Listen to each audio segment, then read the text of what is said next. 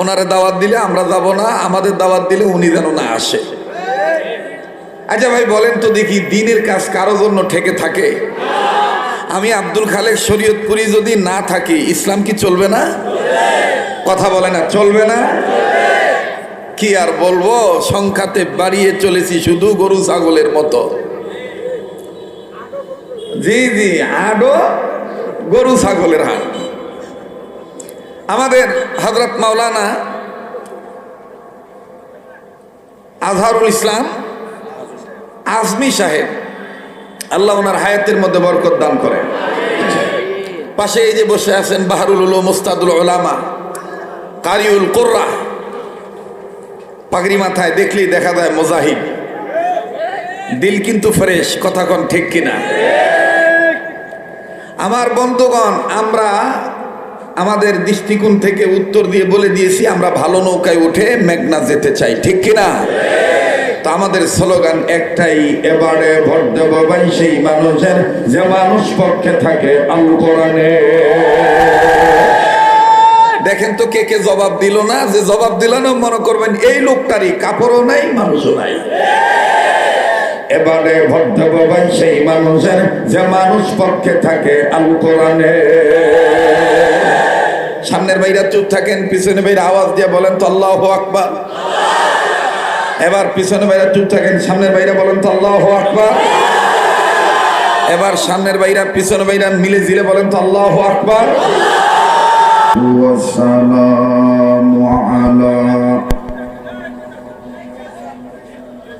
والصلاة والسلام على رسوله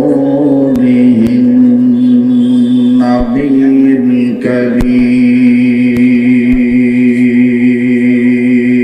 الكريم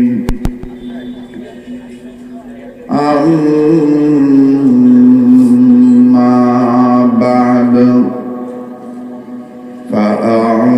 فأعوذ بالله من الشيطان الرجيم بسم الله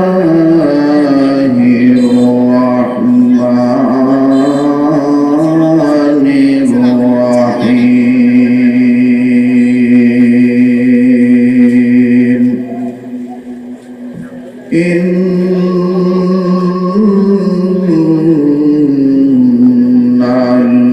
الذين آمنوا وعملوا الصالحات أولئك هم خير البرية. وقال رسول الله صلى الله عليه وسلم لا يؤمن أحدكم حتى أكون أحب إليه من والده وولده والناس أجمعين أو كما قال عليه الصلاة والسلام।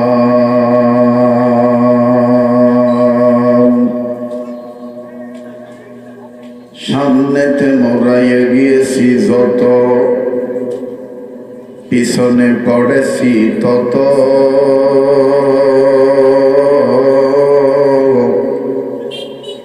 সংখ্যাতে শুধু বাড়িয়ে চলেছি গরু ছাগলের মতো।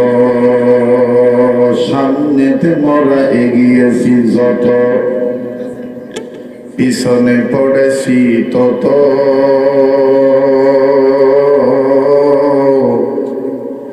সংখ্যাতে শুধু বাড়িয়ে চলেছি গরু ছাগলের মতো। অর্ধ পৃথিবী করিত শাসন যারা, কালের প্রবাহে আজ রাজ্য হারা, মৃত্যুরে বরণ করে গাইল যে অমর জীবনের জয়গান। দিনের খাতিরে যেন কাতরে সর্বস্ব করিলেন দান। আজ কোথায় গেল সে মানব দরদি তৌহিদি সন্তান? কোথা গেল সেই সোনার মানুষ? কোথা সেই মুসলমান? আয় বেরাদার হেফজে কুরআন গোশেদার জাগে শাদি নিস্তে দুনিয়া গোশেদার খানদানে কুরআন বুয়াদ জিক্রে লিসান হর কে রাই নিস্তে হস্ত আজ মুফলিসা বটু বৃক্ষে কুল সমফল কে বহালো দিবস রাতে দক্ষিণ হিমেল বায়ু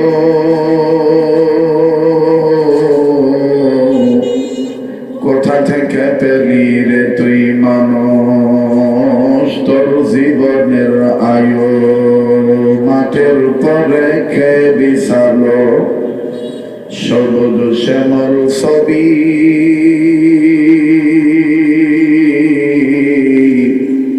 সকাল বেলায় কে উঠায় রে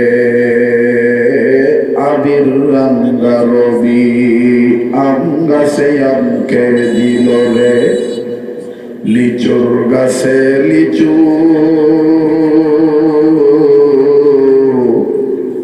আপন রবের কথা চিন্তা করে মানুষ মাথা রাখো নিচু। পাখির কণ্ঠে কে দিল রে কুহু কুহু তান? চিন্তা করে দেখো মানুষ এসবই হলো আল্লাহ পাকের দান। সবাই কালেমা পড়েন লা ইলাহা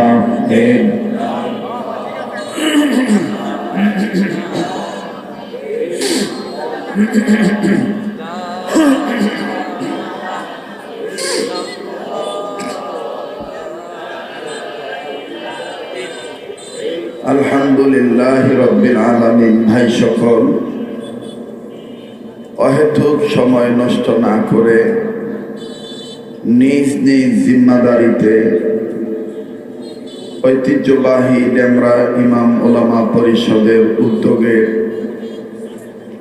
আয়োজনে আয়োজিত ঐতিহাসিক ইসলামী মহাসম্মেলনের পরিবেশের সৌন্দর্য রক্ষা করার দায়িত্ব নিজ নিজ জিম্মাদারিতে পালন করি। আমি এশারের আজানের কিছুক্ষণ পূর্বেই আলোচনা ফিনিশিং দেওয়ার চেষ্টা করব। কাজেই সময়ের দিকে গুরুত্ব দিবেন। আর জানতে চাচ্ছি, কালেমা তৈবা লা ইলাহা ইল্লাল্লাহর আওয়াজের সাথে কারো কোনো দুশ্মনী আছে? যদি দুশ্মনী না থেকে থাকে, উচ্চ আওয়াজে তৌহিদের বাণী লা ইলাহা ইল্লাল্লাহর আওয়াজ একসাথে কালেমা পড়েন লা ইলাহা ইল্লাল্লাহ। জোরে জোরে লা ইলাহা ইল্লাল্লাহ, লা ইলাহা ইল্লাল্লাহ, লা ইলাহা ইল্লাল্লাহ মুহাম্মাদুর রাসূলুল্লাহ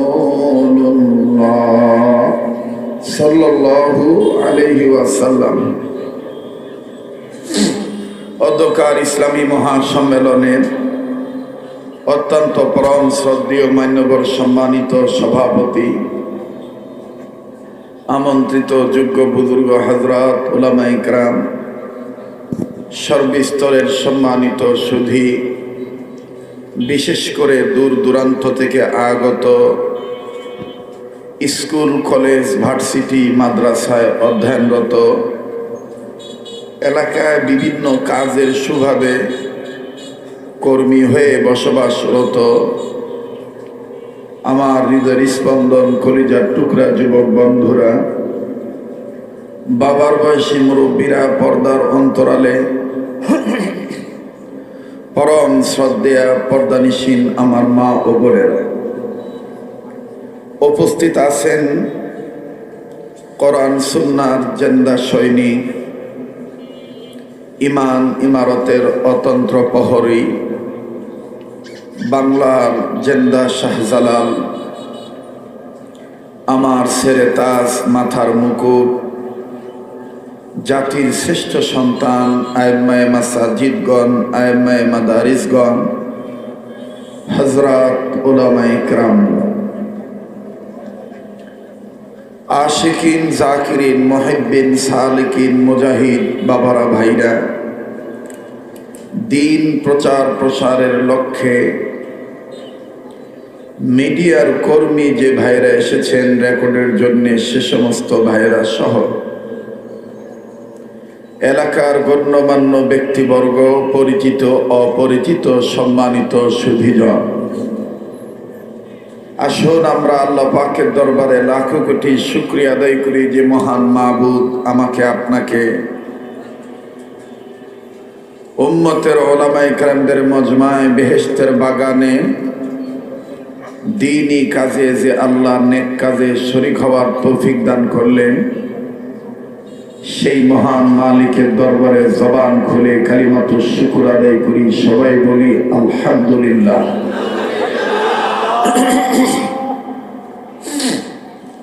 হাদিস শরীফের মধ্যে আছে, রাসূল করিম সাল্লাল্লাহু আলাইহি ওয়াসাল্লাম বলেন, আমার কোন উম্মত যদি খানা খাওয়ার পরে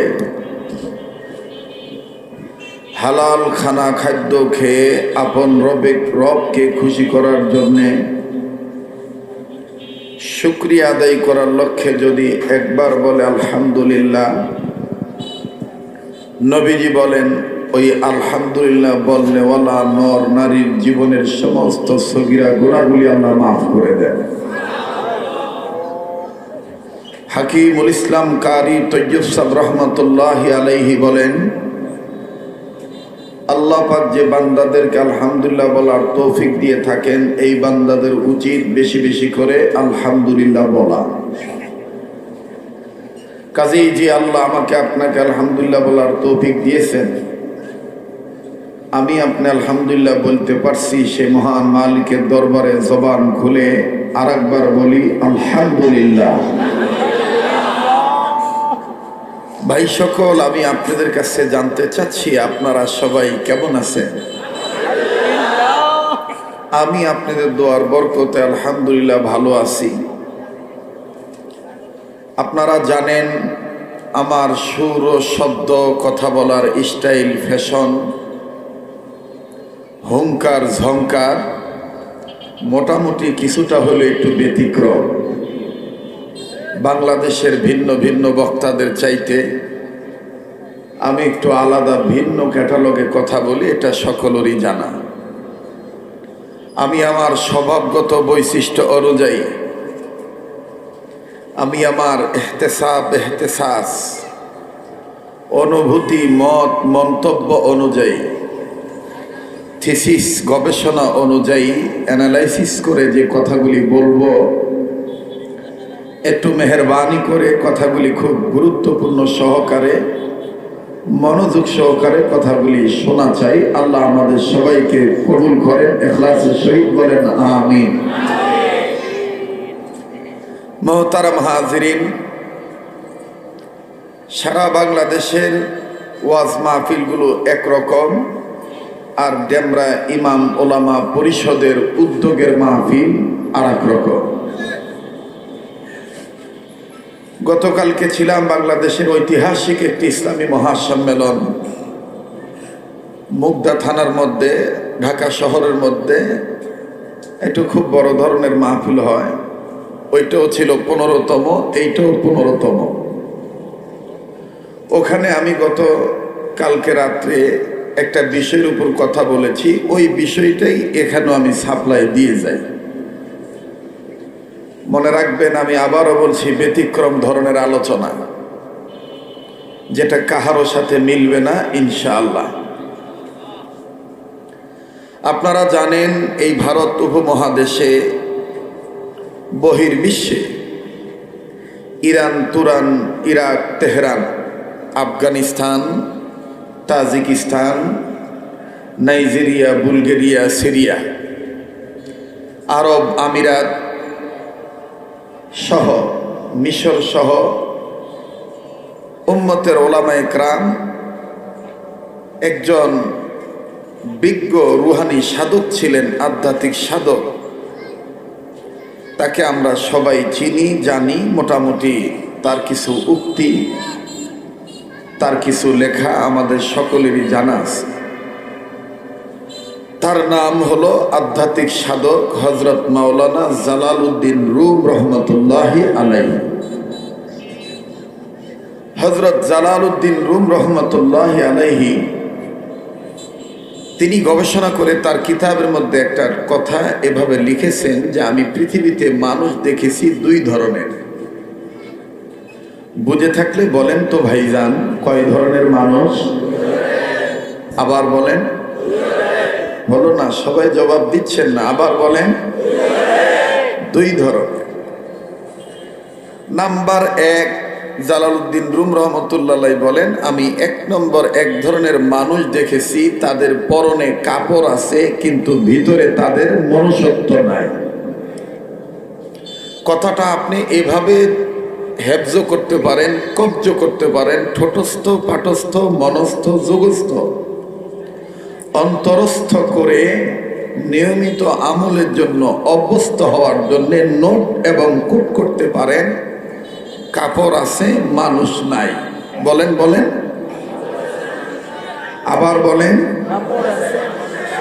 যেমন এখন কিন্তু এই মাহফিলটা হইতেছে গরু হাট, গরুর হাট। হাট আছে, গরু নাই।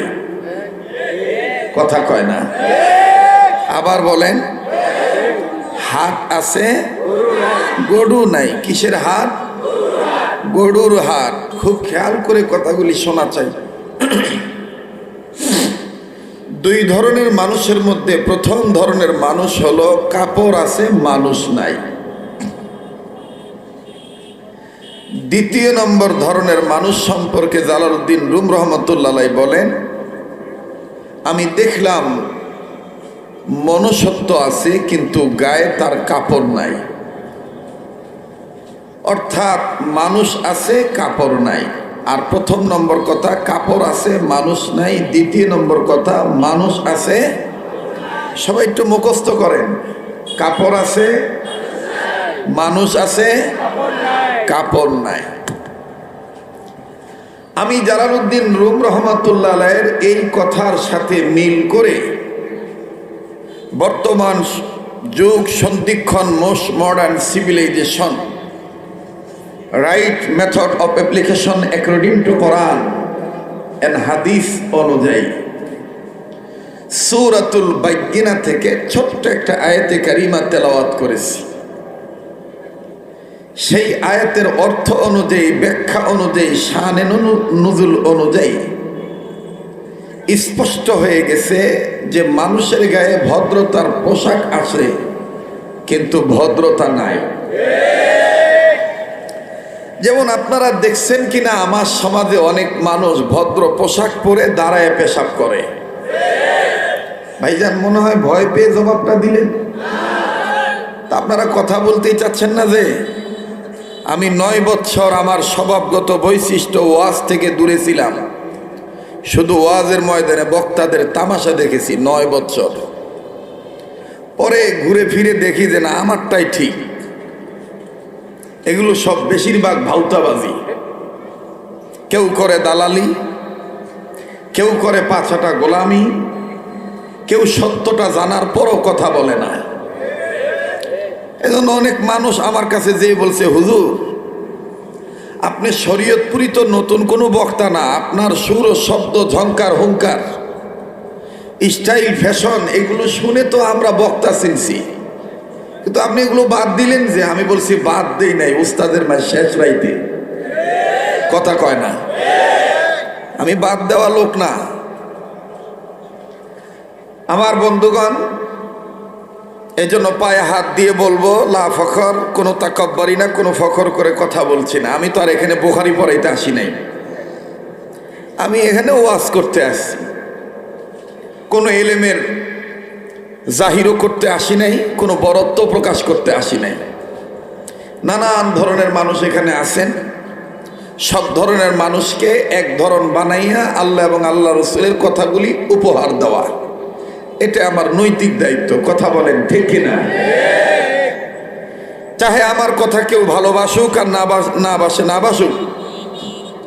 কাজী নজরুল ইসলামকে একবার প্রশ্ন করা হলো, বিদ্রোহী কবি নজরুল, আপনি বলেন তো দেখি, কেউ যদি আপনার কবিতা না শোনে, না জানে, না শুনতে চায়, না বুঝতে চায়, তাহলে আপনি কি করবেন?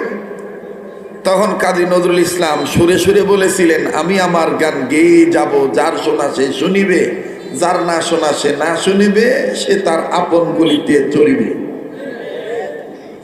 ভাইজান রাগ করলেন নাকি? ভদ্র পোশাক পরে রাস্তায় দাঁড়িয়ে পেশাব করে, এটা আপনারা দেখেছেন?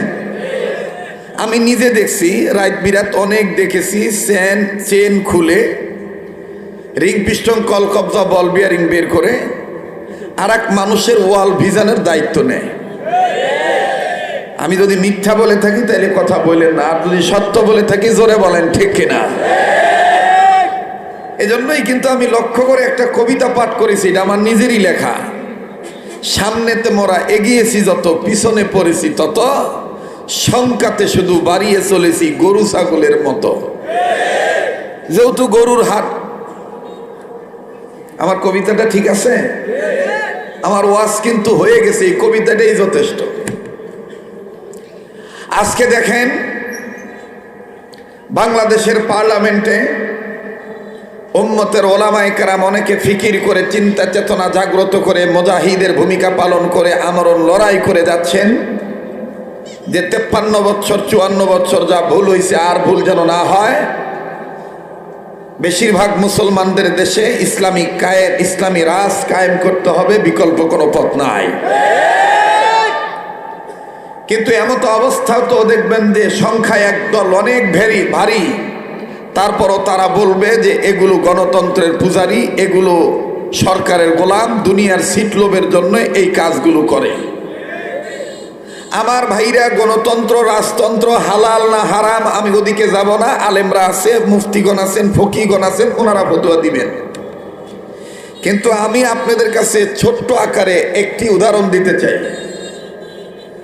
মনে করেন আপনি যদি কুমিল্লা মেঘনা থানায় যান, ভাটের চর অথবা ভবের চর আছে না, মাঝখানে নদী আছে, নদীটা পাড়ি দিয়ে আপনাকে ওপার যেতে হবে। এখন আপনি ওপারে যেতে গেলে হয় লঞ্চ, নাইলে স্টিমার, নাইলে ছোট্ট ডিঙ্গি নৌকা। আপনি দেখলেন ওখানে দুইটা নৌকা আছে, একটা নৌকায় অনেক মানুষ ওপেন সিগারেট খাচ্ছে, ধোঁয়া খাচ্ছে, ধোঁয়া ছাড়তেছে নিচ্ছে। ওপেন মেয়েরা খোলামেলা ভাবে চলাচল করতেছে, তাদের মাথায় কাপড় নাই। ভিন্ন ধরনের মানুষগুলি কেমন ধরনের জানি তাদের উদ্ভট চলাফেরা। আর একটা নৌকায় দেখলেন লোকগুলো খুব ভদ্র, আল্লাহ আল্লাহ জিকির করতেছে, মাথায় পাগড়ি, গায়ে জুব্বা, মুখে দাড়ি, পকেটে মেসওয়াক, হাতে তসবিহ। আমার বন্ধুগণ, এখন আপনি মানবিক দৃষ্টিকোণ থেকে উত্তর দিয়ে বলেন তো দেখি, সাধারণ জ্ঞান দ্বারা জবাব দেন, আপনি মানুষ হিসেবে কোন নৌকায় উঠবেন? কথা কয় না, কথা কয় না। আবার বলেন, আবার বলেন। কার নৌকায়? আল্লাহওয়ালাদের নৌকায়। এই কথাটাই তো আমাদের ফ্রেশ চিন্তার কথা। 53 বছর 54 বছর যা ভুল হয়েছে। রাম, বাম, চ্যাটার্জি, মুখার্জি, গঙ্গোপাধ্যায়, চট্টোপাধ্যায়, হরিদাস পাল, লেন সেন, দাদা বাবু, কেউ আমেরিকার গোলামি, কেউ ইন্ডিয়ার গোলামি, কেউ রাশিয়ার পাঁচটা গোলামি করেছেন। কিন্তু আমরা এখন আর আমাদের এই ভূখণ্ডে, মাতৃভূমিতে দেশপ্রেম, ইমান রক্ষার জন্য, দেশপ্রেমের জন্য, ইমান ইসলাম হেফাজতের জন্য আমরা আর চ্যাটার্জি, মুখার্জি, আনজুট্টি, গানজুট্টি, চাঁদাবাজ, রংবাজ, লুটতরাজ, ধাপ্পাবাজ, ধোকাবাজ এদেরকে আর ক্ষমতায় দিতে চাই না। আমরা আল্লাহওয়ালাদেরকে সংসদে পাঠাতে চাই।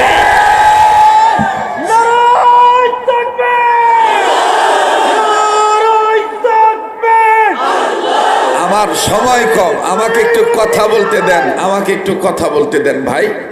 আমি বাহবা নেওয়ার জন্য আসি নাই, অনেক বছর ধরে সুঙ্গা ফুকাই, আমি জানি কোথায় কি ধরনের ঔষধ দিতে হয়।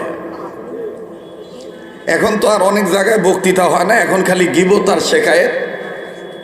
আর মাশাল্লাহ দোয়া করেন, আমাদের বক্তৃতার মধ্যে বক্তাদের মধ্যে এখন সিন্ডিকেট ঢুকছে। ওনারে দাওয়াত দিলে আমরা যাব না, আমাদের দাওয়াত দিলে উনি যেন না আসে। আচ্ছা ভাই বলেন তো দেখি, দিনের কাজ কারো জন্য ঠেকে থাকে? আমি আব্দুল খালেক শরীয়তপুরি যদি না থাকি, ইসলাম কি চলবে না? কথা বলে না, চলবে না? কি আর বলবো, সংখ্যাতে বাড়িয়ে চলেছি শুধু গরু ছাগলের মতো। জি জি, আডো গরু ছাগলের হাট। আমাদের হযরত মাওলানা আজহারুল ইসলাম আজমি সাহেব, আল্লাহ ওনার হায়াতের মধ্যে বরকত দান করে। পাশে এই যে বসে আছেন বাহরুল উলুম মুস্তাদুল উলামা কারিউল কুররা, পাগড়ি মাথায় দেখলেই দেখা যায় মুজাহিদ, দিল কিন্তু ফ্রেশ, কথা কোন ঠিক কিনা?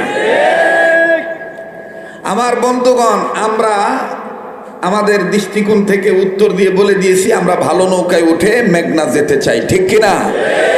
তো আমাদের স্লোগান একটাই, এবারে ভোট দেব ভাই সেই মানুষের যে মানুষ পক্ষে থাকে আল কোরআনে। দেখেন তো কে কে জবাব দিল না, যে জবাব দিল না মনে করবেন এই লোকটারই কাপড়ও নাই মানুষও নাই। এবারে ভোট দেব ভাই সেই মানুষের যে মানুষ পক্ষে থাকে আল কোরআনে। সামনের ভাইরা চুপ থাকেন, পিছনে ভাইরা আওয়াজ দিয়ে বলেন তো আল্লাহু আকবার। এবার পিছনে ভাইরা চুপ থাকেন, সামনের ভাইরা বলেন তো আল্লাহু আকবার। এবার সামনের ভাইরা পিছনে ভাইরা মিলে জিলে বলেন তো আল্লাহু আকবার। এবারে ভোট দেব ভাই সেই মানুষের যে মানুষ পক্ষে থাকে আল কোরআনে। নারায়ে তাকবীর, নারায়ে তাকবীর। আল কোরআনের আলো সংসদে জালো, আল কোরআনের আলো, আল কোরআনের আলো। থামেন থামেন, এখানে আর একটা কথা আছে। অনেকে কয় যে হুজুর ভোটের কথা যে আপনারা বলেন, ইসলামে কি রাজনীতি আছে? আমি প্রথমে জবাব দিয়ে বলি, ইসলামে রাজনীতি আছে।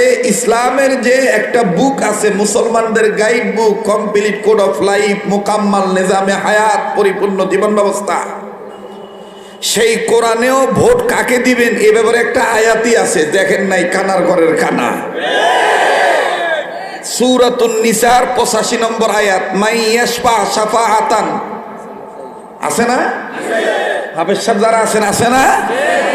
আপনি ভালো লোককে যদি ভোট দিয়ে সংসদে পাঠান, ওই ভালো লোক যত ভালো কাজ করবে আপনার আমলনামায় ততটাই আমল, নেক আমল আল্লাহ তাআলা দিয়ে দিবেন। সুবহানাল্লাহ কোন।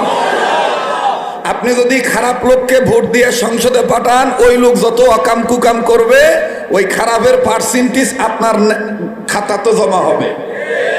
তাইলে আমারে কি পাগলে ধরছে, ভূতে ধরছে যে আমি ভোটটা দিলে গাঞ্জুর টিরে দিতাম, আমি ভোটটা দিলে বাবা ট্যাবলেট বেচতে যে খায় যে সংসার চালায় হেরে দিতাম, আমি ভোটটা দিলে যে গরু আটের টেনে চান্দা দাবি করে খায় হেরে ভোট দিতাম?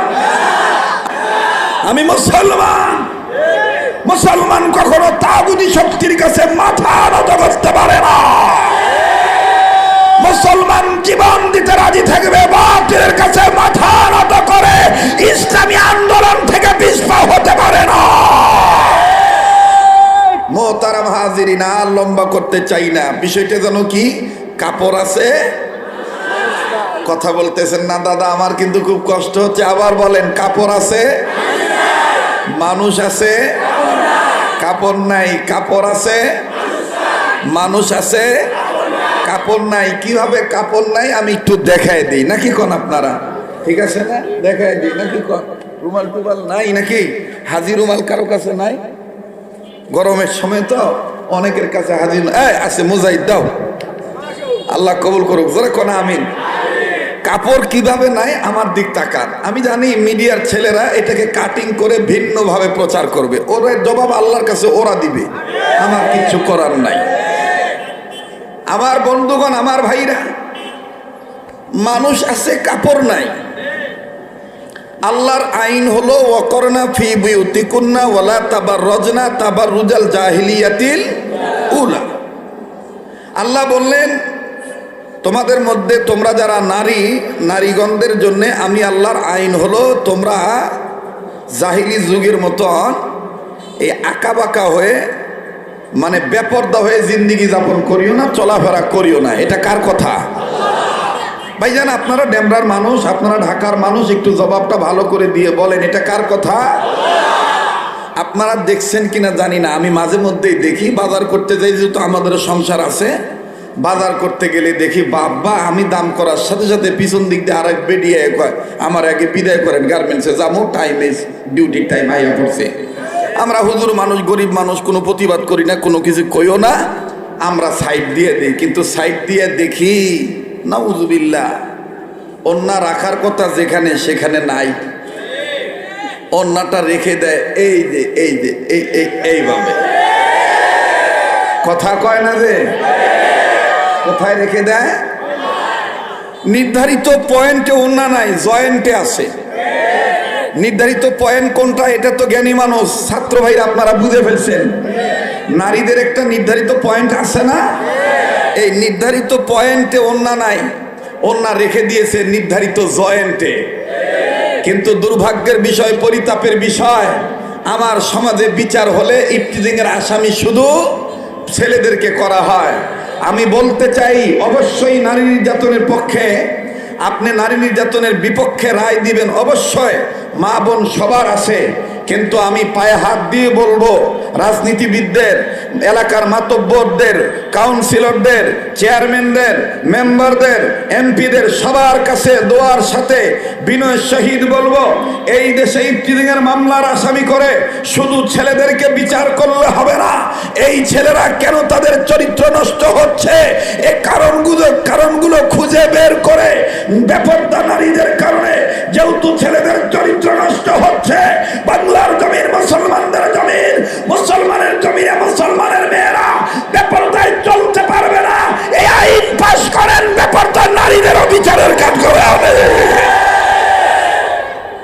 মোহতারাম হাজিরিন, দেখবেন কেউ উঠে যায়, যে উঠে যাবে মনে করবেন এই দাদা ওই গ্রুপের লোক, কাপড় আছে মানুষ নাই, মানুষ আছে কাপড় নাই। হ্যাঁ হ্যাঁ, অন্য কোনো জরুরতও যেতে পারে, আমি ওনাকে টার্গেট করে বলি নাই। ইল্লা মাশাআল্লাহ, ভালো লোক আছেন বিদায় এখনো মাহফিল জমে আছে, ঠিক কিনা? রাগ করলেন নাকি আপনারা? বেজার হইলেন? আমার বন্ধুগণ, আল্লাহ পাক ডাক দিয়ে বললেন, পৃথিবীর সব মানুষ খৈরুল বাদিয়া, ভদ্র হতে পারবে দুইটা গুণ অর্জন করলে। কয়টা গুণ? দুইটা গুণ অর্জন করলে কাপড়ও ঠিক থাকবে, মনুষ্যত্বও ঠিক থাকবে। কয়টা? আবার কোন কয়টা? আর একবার কোন কয়টা? আল্লাহ বলেন দুই গুণ। নাম্বার 1 ইন্নাল্লাযিনা আমানু, নাম্বার 2 ওয়া আমিলুস সলিহাত। সুবহানাল্লাহ। ক 1 নম্বরে যারা ঈমান আনছে, 2 নম্বরে যারা ঈমান অনুযায়ী নেকের কাজ করছে, আমলে সালেহ যারা, মানে নেককার যারা, এই 2 কাজ গ্রহণ করবে যারা, ভদ্রলোক হবে তারা। সুবহানাল্লাহ। কোন? আমার ভাইরা, আমার বন্ধুগণ, লম্বা করার কোনো সুযোগ নাই। সংক্ষিপ্ত সময়ে বাবাজি, সংক্ষেপে আমি আপনাদের কাছে বয়ানটা শুনে দিয়ে যাই। আল্লাহ রাব্বুল আলামিন ডাক দিয়ে বললেন, নবীজি, ঈমান নামক দৌলত যারা অর্জন করেছে, ঈমান অনুযায়ী যারা আমল করেছে, এই ঈমান অনুযায়ী যারা আমল করবে, আমি আল্লাহ তাদেরকে ভদ্র বানায় দেব। আর এই ভদ্রলোক তারাই, এই ভদ্রলোকদের ব্যাপারে আমি আল্লাহ কোরআনে আয়াত নাযিল করে দিলাম। ঈমান, কোন কোরআনুল কারীমের মধ্যে আল্লাহ রাব্বুল আলামিন ঈমান আমলের কথা বললেন? কোরআন দিয়ে আল্লাহ পাক ভদ্র আর অভদ্রর পার্থক্য জানিয়ে দিলেন।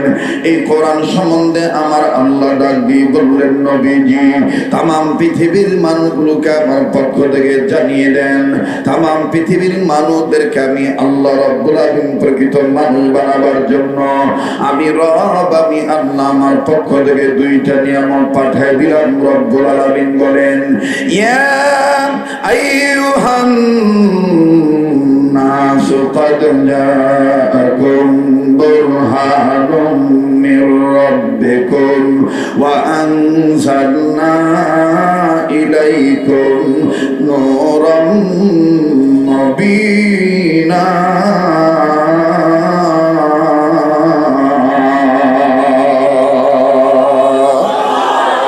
আওয়াজ দিয়ে বলেন না আল্লাহু আকবার, আবার বলেন আল্লাহু আকবার। আল্লাহ বললেন, নবীজি মানুষ রূপে যারা জন্ম নিল এই মানুষদেরকে আমি আল্লাহ রাব্বুল আলামিন ভালো বানাবার জন্য আমি রব আমার পক্ষ থেকে বুরহান নামক নবী আপনি নবী মুহাম্মদকে দুনিয়ার জন্য পাঠিয়ে দিলাম। আর আপনার উপরে মানুষ কেমনে চলবে, মানুষ তার রাজনীতি কি দিয়ে করবে, মানুষ তার ব্যবসা বাণিজ্য কি দিয়ে চালাবে, মানুষ তার সাংসারিক জীবন কোন কিতাব দিয়ে গঠন করবে, মানুষ তার পারিবারিক জীবন, অর্থনৈতিক জীবন, এমনকি সাংসারিক জীবন, ব্যক্তি সমাজ, রাষ্ট্র, দেশ, মানুষ কোন বিধান দিয়ে চালাবে, আমি আল্লাহ রাব্বুল আলামিন মানুষদের জন্য কমপ্লিট কোড অফ লাইফ আকারে আমি রব আপনার উপরে নূর নামক কোরআন শরীফ আমি আল্লাহ নাযিল করে দিলাম। আওয়াজ দিয়ে বলেন না সুবহানাল্লাহ। আরে বন্ধু, আল্লাহ রাব্বুল আলামিন ডাক দিয়ে বললেন, নবীজি এই কোরআনুল কারীমের উপরে আপনি নবীর উপরে কোন মানুষ যদি ঈমান আনে, ঈমান আনার পর যদি কোন মানুষ যদি দুই জিনিসকে আঁকড়ে ধরে, আমি আল্লাহ রাব্বুল আলামিন তাদেরকে রহমতের কোলে তুলে নেব, জান্নাতে যাওয়ার সোজা রাস্তা আমি আল্লাহ দেখায় দেব। আওয়াজ দিয়ে বলেন না সুবহানাল্লাহ। فأما الذين آمنوا بالله واعتصموا به فسيدخلهم في رحمة منه وفضل ويهديهم إليه صراطا مستقيما।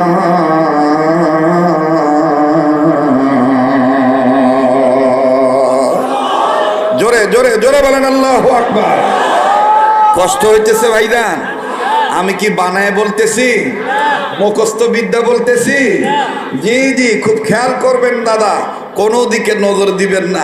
আল্লাহ বললেন, নবী গো আপনি বোরহান নামক নবী আর নুন নামক কোরআনের উপর কোনো মানুষ যদি ঈমান আনে, ঈমান আনার পরে যদি মজবুত আকারে ধারণ করে, আমি আল্লাহ তাদেরকে রহমতের কুলে তুলে নেব, জান্নাতে যাওয়ার সোজা রাস্তা দেখায় দেব। সুবহানাল্লাহ কর। আমার ভাইরা, আমার বন্ধুগণ,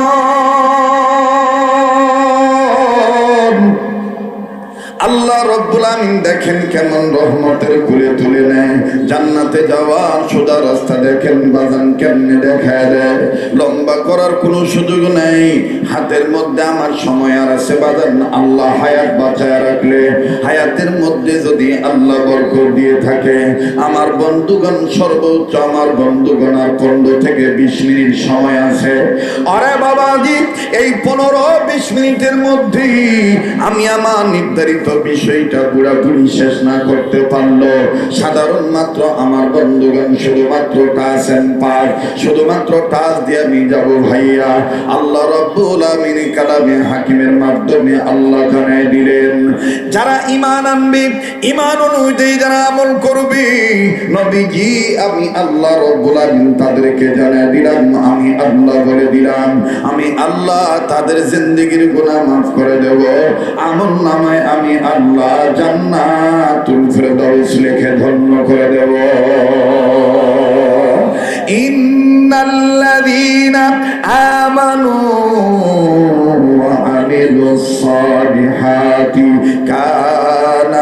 লাহুম জান্নাতুল ফিরদাউসি নুজুলা।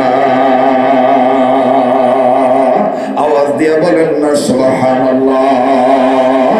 ভাইরা আমার, ইমান আনার কারণে, ইমান অনুযায়ী আমল করার কারণে আল্লাহ রাব্বুল আমিন আমাকে আপনাকে মাফ করে দিবেন, জান্নাতুল ফিরদাউস দান করে দিবেন। মাফের কথা আর এক জায়গায় আল্লাহ ওয়াদা দিয়ে বলেন, ওয়া'আদাল্লাহুল্লাযীনা আমানু ওয়া আমিলুস সালিহাতি লাহুম মাগফিরাতুন ওয়া আজরুন আযীম। আওয়াজ দিয়া বলেন না আল্লাহু আকবার। আমার ভাইরা, শুধু তাই নয়, আল্লাহ রাব্বুল আমিন ডাক দিয়ে বললেন, নবী গো, ইমানদার বান্দা বান্দি, নেককার বান্দা বান্দিদেরকে আমি আল্লাহ জান্নাতে ঢোকানো না পর্যন্ত শুধু আই লাভ ইউ বলতেই থাকবো, ভালোবাসতেই থাকবো, ভালোবাসা দিতেই থাকবো। আমার আল্লাহ রাব্বুল আমিন ডাক দিয়ে বললেন, নবী আমার আপনার উম্মতদেরকে শুনিয়ে দেন, ইন্নাল্লাযীনা আমানু ওয়া আমিলুস সালিহাতি সায়াজআলু লাহুমুর রহমানু বুদ্দা। আল্লাহু আকবার কোন, আবার কোন আল্লাহু আকবার। কষ্ট হচ্ছে নাকি আপনাদের? দেখেন আল্লাহ কেমন ভালোবাসা দেয়। উম্মতের ওলামা একরামগণ আসবেন, আসতেছেন, জাতির রাহবারগণ আসবেন, যারা পা রাখলেই এলাকা কবরওয়ালাদের